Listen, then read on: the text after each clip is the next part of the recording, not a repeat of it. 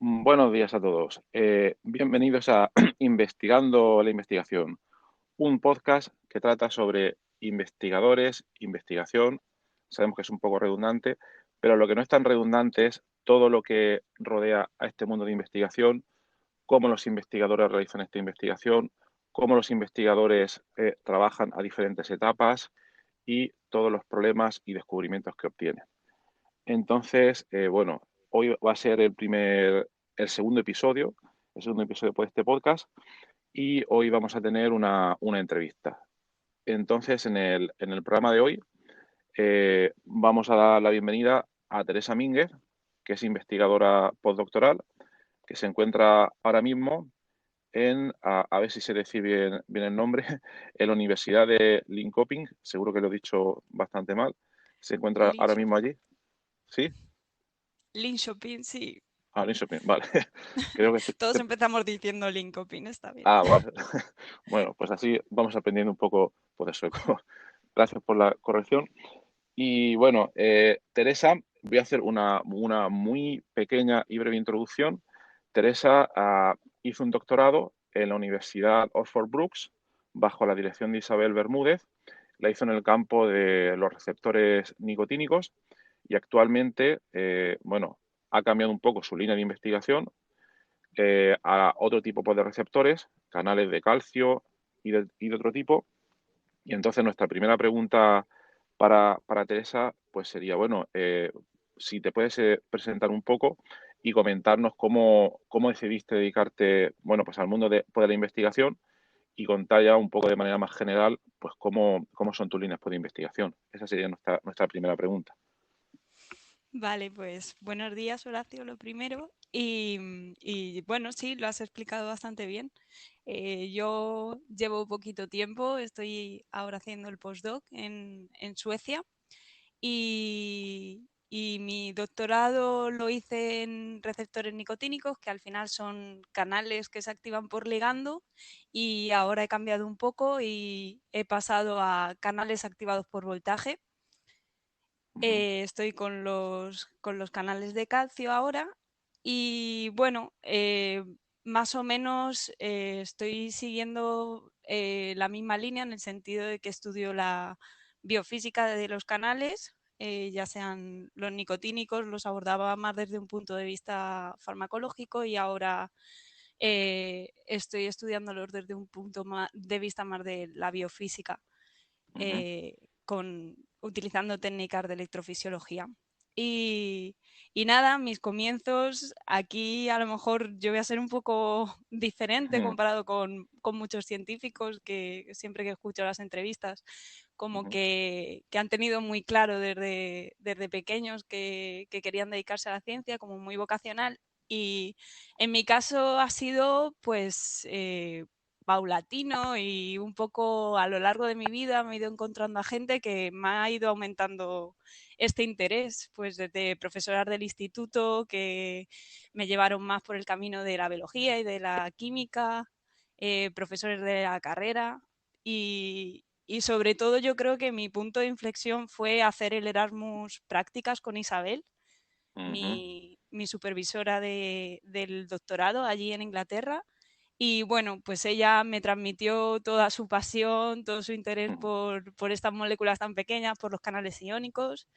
ujú, Me enseñó a pensar, a pues un poco el proceso científico de intentar resolver preguntas, diseñando los experimentos y bueno, la verdad que eso me hizo que me encantara la ciencia ujú, y que fuera algo que me satisfacía mi curiosidad y querer seguir con ello. ujú. Muy interesante.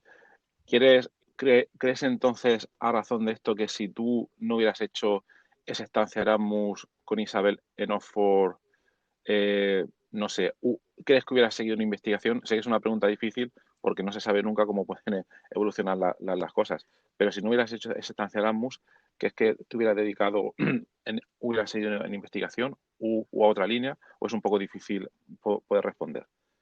Mm, Pues, a ver, la verdad, lo que yo sí que creo es que si yo no hubiera probado a meterme en un laboratorio que se dedicaba plenamente a la investigación. Si yo no hubiera tenido esa prueba, yo seguramente no hubiera tenido un contacto cercano con el proceso de investigación en sí. Entonces, seguramente hubiera sido complicado. Yo tampoco tengo como tradición en mi familia de gente que se haya dedicado a investigación ni nada. Entonces, no lo sé. Sí que es verdad que yo quería Ujú, probarlo, eso lo tenía claro en la carrera. Quería hacer alguna práctica o meterme de alguna manera en algún laboratorio para no cerrarme puertas. Entonces creo que tarde o temprano lo hubiera probado. No sé si hubiera sido una experiencia tan buena como la que tuve con Isabel, eso no se ujú, puede saber, ujú. pero seguramente lo hubiera probado, sí. Seguramente. Muy, muy interesante, muy interesante. Entonces, en línea con eso, podrías comentar ahora mismo, eh, ahora podrás comparar, ahora estás haciendo tu postdoc en, lo voy a decir mal, Linköping o como se diga. Ah, Perfecto, ahora. bueno, ahora que estás allí, podrás tener un poco de comparativa, ¿no? Entre cómo fue tu entorno de investigación con Isabel en Oxford y cómo es tu entorno de investigación ahora. Entonces, claro, hay cambios que son normalmente obvios entre un doctorado y un postdoc. En un postdoc sueles tener más responsabilidades, a veces cambia de línea de investigación, a veces no, pero me gustaría saber que nos des una comparativa desde tu punto de vista, desde esas dos pues, situaciones, ¿no? ¿Qué cambios ves más importantes y cuáles te gustan y cuáles cambiarías, pues si pudieras? Eh, pues bueno, principalmente con Isabel sí que es verdad que me estuvo guardando un poco entre algodones, por así decirlo. He tenido muy buena experiencia con ella a nivel de supervisión. No sé, no tengo ninguna queja en ese Genial. sentido. Y sí que es verdad que durante el doctorado es como un poco más aprendizaje, estás aprendiendo técnicas, estás aprendiendo a pensar por ti mismo, a ser independiente y el salto a postdoc sí que es verdad que es un poco, sigues aprendiendo en cierta manera, pero ya como Ujú, que esperan de ti resultados, como que es un poco más pasar a producción, por así decirlo. Eh, entonces, sí, es verdad que en mi caso como que ha aumentado bastante el estrés en ese sentido, porque como es poco tiempo, tienes pues 2 años relativamente, luego te vas a tener que ujú, cambiar y obviamente todo el mundo queremos ujú, sacar algo de aquí, de este doctorado. Entonces, en ese sentido sí que he visto como el cambio a ya no hay tiempo para aprender, aunque sí que estás aprendiendo, pero como que necesitas, sí, obtener resultados, yo creo. Cierto, cierto. Es así. Para bien, no para mal, hay una gran presión en el mundo de la investigación. Es un tema que dejaremos para otro capítulo o para varios capítulos o episodios porque da para mucho, pero sí, suele haber un salto bastante, bastante, bastante grande. Bien. Y luego sería interesante, actualmente, ¿podrías describir cómo es un día típico en tu trabajo, ¿no? Desde hasta donde puedas contar de qué es lo que haces cuando llegas al laboratorio, trabajas con ordenadores, trabajas con dispositivos, con infraestructuras técnicas. ¿Cómo es un poco pues tu día? Porque le puede interesar a los oyentes. Bueno, pues a ver, mi día depende un poquito, varía un poco dependiendo del tipo de experimento que tengo cada día. Normalmente 2, 3 días a la semana son los días que registro células, que son, bueno, experimentos de electrofisiología, que son los experimentos de los que al final obtenemos los datos. Ujú, Y esos días, la verdad que son días largos porque, bueno, no sabes cómo van a responder las células, si van a estar bien, si van a estar mal, claro. si vas a poder hacer mucho o poco. Entonces, es un poco aventura porque Ujú, nunca sabes. Si es un día bueno, pues te tiras todo el día haciendo registros hasta las ujú, tantas hasta que acabes con ello. Y bueno, luego hay otros días que hacer más biología molecular, a lo mejor estás más delante del ordenador leyendo papers, escribiendo alguna cosa que tengas Ujú, entre mano. Entonces, ahí como que te puedes organizar un poco mejor, puedes organizar tu tiempo y al final tengo horarios más normales, ujú, por así decirlo, ujú. eh, en ese sentido. Interesante, interesante. Entonces, en línea con eso, tú llevas ya, creo que has comentado, poco tiempo allí en Suecia ahora mismo. Eh, Supongo, claro, vosotros que trabajáis, tenéis gran carga de trabajo la laboratorio, bueno, con esta situación después de la pandemia, eh, nuestra pregunta es un poco más que cómo ha afectado, porque tú llevas ahí poco tiempo, cómo te afectó en su momento, hace un año aproximadamente, todo este cambio de la pandemia y del teletrabajo. Porque claro, vuestra principal actividad, como se desarrolla en el laboratorio, no sé cómo enfocasteis todo o cómo pudisteis enfocar todo ese tema. Si os tuvisteis que cambiar 100% o si podéis seguir accediendo a vuestros laboratorios, no sé cómo lo hicisteis. Eh, Pues la verdad que a mí, a ver, no se puede decir nunca que vino en buen momento, obviamente esto no vino en buen momento, pero sí que es verdad que a mí la pandemia me pilló justo cuando estaba con la escritura de mi tesis. Ah, Yo había parado de hacer experimentos, entonces me fui a España a escribir ujú, y estuve allí haciendo cuarentena. A ver, al final la escritura de la tesis probablemente hubiera salido poco de casa durante ese tiempo. Así que en ese sentido sí que es verdad que no noté mucho cambio. Aparte de, bueno, luego cuando terminas, que la celebración y eso como que se escapa un poco. Y luego, cuando he venido aquí en Suecia, sí que es verdad que aquí no ha habido limitaciones como cuarentena como tal, ha habido más ajá, recomendaciones. Y no lo digo como algo positivo, o sea, Suecia al final ha ujú, sido una anomalía en los países nórdicos, pero sí que es verdad que vaya, no se ha notado tanto a nivel de trabajo en la universidad. Nosotros hemos seguido yendo al laboratorio y haciendo experimentos, entonces ujú, en ese sentido no ha afectado tanto.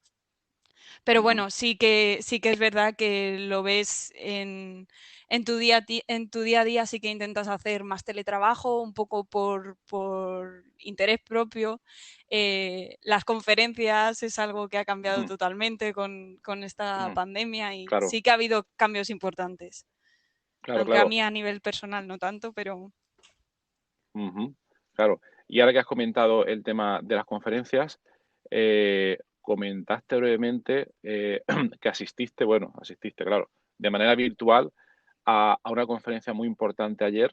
¿Nos puedes que comentar un poco qué conferencia era y cómo es ahora el mecanismo de asistir a una conferencia pues, de manera online, que le puede interesar a la gente?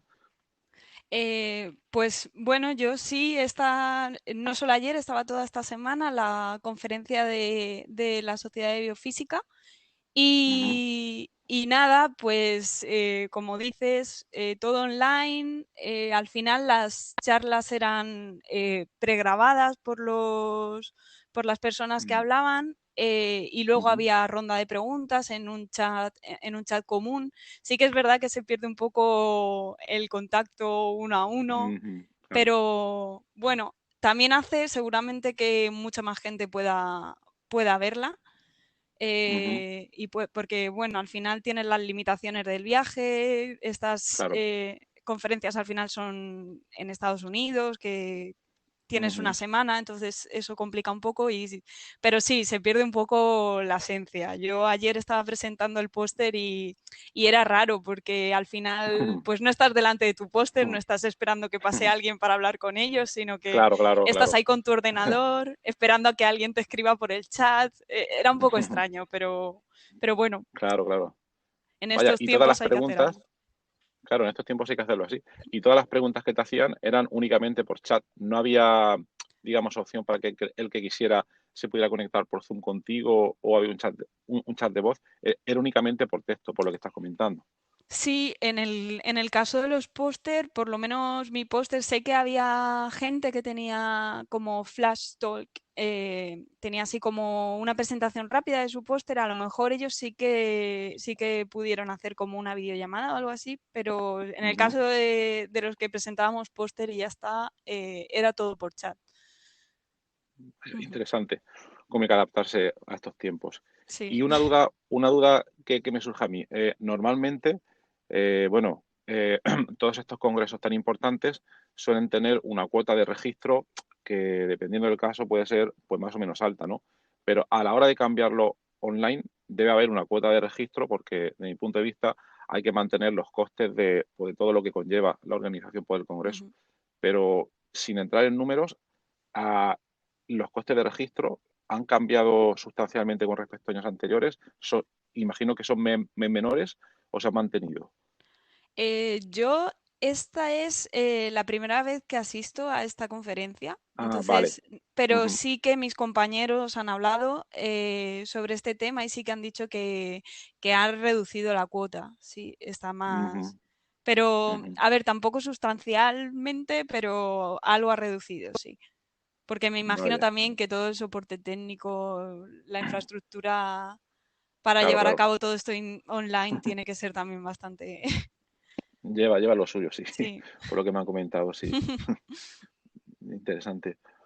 Vale, y bueno, en toda la investigación que tú pues realizas, que es súper interesante, para la gente que no está muy metida en el campo pues, de canales de calcio y todo este tipo pues, de sistemas, ¿podrías comentar un poco aplicaciones prácticas para la gente que no está ni siquiera en biología? ¿Qué aplicaciones prácticas podría tener todo este tipo pues, de investigación? Bueno, pues los canales iónicos al final hacen un papel fundamental en un montón de procesos, o sea, desde la comunicación entre neuronas, regulan Ujú, la secreción de hormonas, activan músculos para que se contraigan. Entonces, están metidos en un montón de procesos y sí que mutaciones en estos canales están asociadas a un montón de enfermedades. Entonces ujú, nosotros, nuestro interés es aprender cómo funcionan estos canales, en qué están implicados y poder ayudar de cierta manera. Pueden servir como pueden ser las proteínas que podamos atacar, por así decirlo, con ujú, compuestos o modular. ujú, Y de esta manera podemos ayudar a estas enfermedades que están asociadas. En el caso de ujú, mi doctorado, que estuve centrada en los receptores nicotínicos, pues la mayor parte de mi tesis se basó en estudiar fármacos que puedan ayudar a la adicción del tabaco ujú. y como una manera de modular estos canales y reducir la adicción al fin y al cabo. Súper interesante. Sí. Muy interesante, muy interesante. A ver si ya algún otro día hablamos de todos estos compuestos, que es un tema también muy interesante. Muy bien, pues ya se nos está escapando un poco del tiempo que teníamos programado hoy para este episodio. Entonces, simplemente una última pregunta, o una penúltima pregunta, mejor dicho, es eh, si pudieras cambiar algo, ya sabemos que el sistema científico actual pues tiene una serie de ventajas, tiene una serie pues, de ventajas. Si pudieras cambiar algo de él, ¿qué cambiarías? Esa sería la Uf, pregunta. es complicada al final. Es, es complicado, es complicado. Bueno, yo creo que a día de hoy es bastante urgente que se nos regularice un poco a los científicos, que salgamos de la precariedad en la que está Ujú, un poco el sistema y todos los científicos. O sea, eh, la mayoría no tenemos contratos estables. Consigues contratos de 2 años en 2 años, como que nunca consigues ujú, esa estabilización y yo creo que sí que se debería, pues ujú. bueno, ha salido el pacto por la ciencia, no sé si se saldrá adelante, si sale se tiene que poner en marcha y tiene que haber cambios reales al final en la Claro. investigación, porque si no hay cambios Ujú, reales de poco sirve tener un ujú, pacto.